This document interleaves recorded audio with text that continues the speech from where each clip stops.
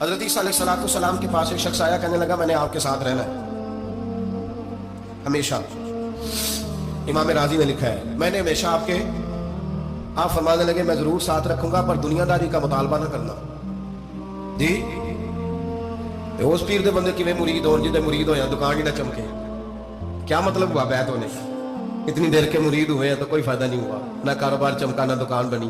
الٹا پیر صاحب کہتے ہیں سود بند کر دو، دھوکے بند کر دو، فریب بند، جتوں ہوندا پیا ادوں بھی نہیں ہون دے دے، کیا فائدہ ہے نا جی؟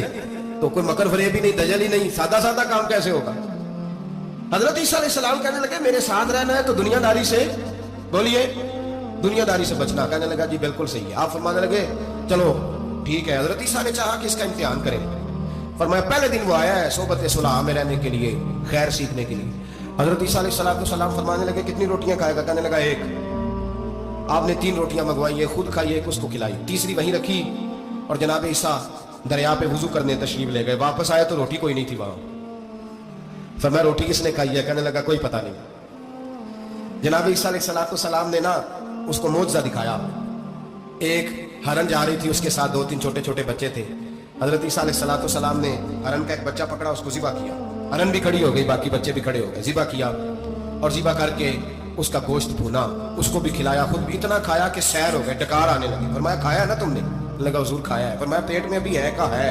ہرن کے بچے کی ہڈیاں پڑی ہوئی تھیں، جناب عیسیٰ نے ساری ہڈیاں اکٹھی کر کے فرمایا کم باذن اللہ، اللہ کے حکم سے کھڑا ہو جا۔ وہ ہرن کا بچہ پھر زندہ ہو گیا۔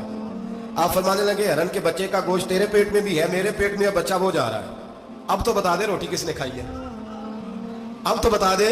کہنا جی کوئی پتہ نہیں مجھے پتا۔ حضرت عیسیٰ علیہ السلام اس کو ساتھ لے گئے، دریا کے اس پار جانا تھا۔ فرمایا ہاتھ پکڑا چلو گزرو۔ دریا میں پیر رکھا، اس کا بھی اپنا بھی۔ کہنے لگا جی ڈوب جاؤں گا۔ فرمایا تو میرے ساتھ ہے، تجھے معجزہ دکھانا ہے، اللہ کی قدرت دکھانی ہے۔ پیر رکھا دریا میں، پیدل چلتے ہوئے دوسرے کنارے چلے گئے، کوئی ڈوبا نہیں، پیر بھیگا نہیں۔ فرمایا اتنی بڑی تو نے معجزہ دیکھا، اب تو بتا دے روٹی کس نے کھائی ہے۔ کہنے لگا جی پتا مجھے خبر، اللہ کے سامنے سارا ہی پتا ہوتا ہے، پتا نہیں مجھے، بولے بن جاتے ہیں نا منٹ میں۔ حضرت عیسیٰ کہنے لگے میں اللہ کا پیغمبر ہوں، مجھے منوانا آتا ہے۔ دریا کے اس پار گئے تو ریت تھی، صحرا کا علاقہ تھا۔ جناب عیسیٰ نے ریت کٹھی کی، چھوٹی چھوٹی ڈھیریاں لگائیں، 3 ڈھیر ریت کے لگ گئے، 3 ڈھیر۔ جب 3 ڈھیر لگ گئے تو جناب عیسیٰ علیہ السلام نے پھونک ماری، وہ ساری کی ساری ریت سونا بن گئی۔ حضرت عیسیٰ علیہ السلام کہنے لگے یہ 3 حصے ہیں سونے کے، ایک حصہ میرا ہے، ایک تیرا ہے، اور تیسرا اس کا جس نے تیسری روٹی کھائی ہے۔ کہنے لگا جی میں نہیں کھائی ہے۔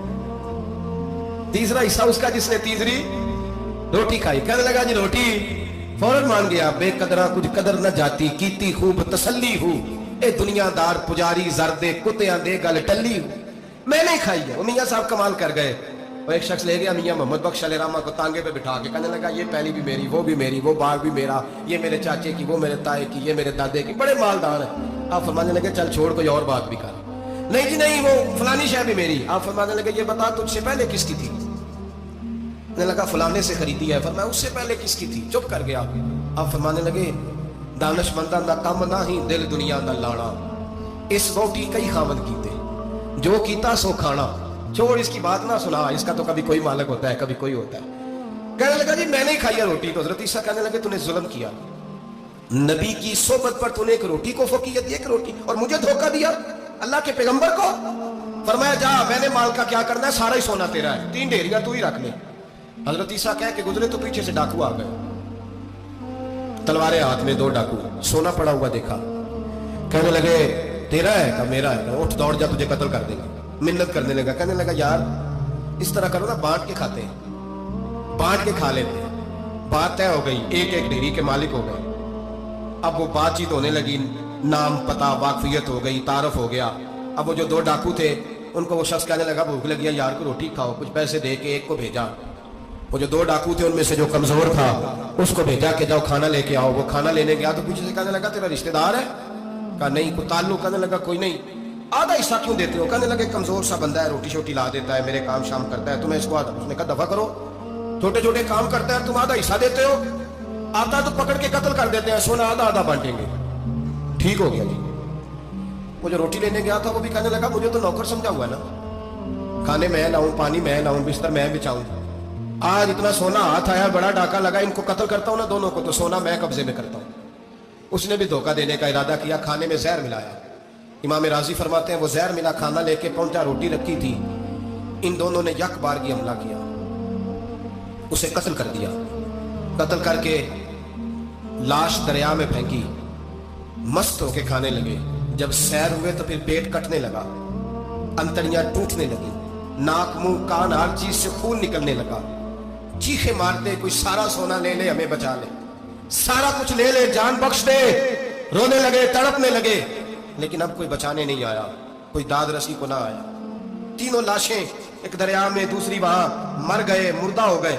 हजरत ईसा अलैहिस्सलाम चंद घंटों के बाद गुजरे तो लोगों ने कहा हुजूर ये क्या है? फरमाया दुनियादारी का अंजाम, लालच का अंजाम, धोखे का अंजाम, फरेब का अंजाम।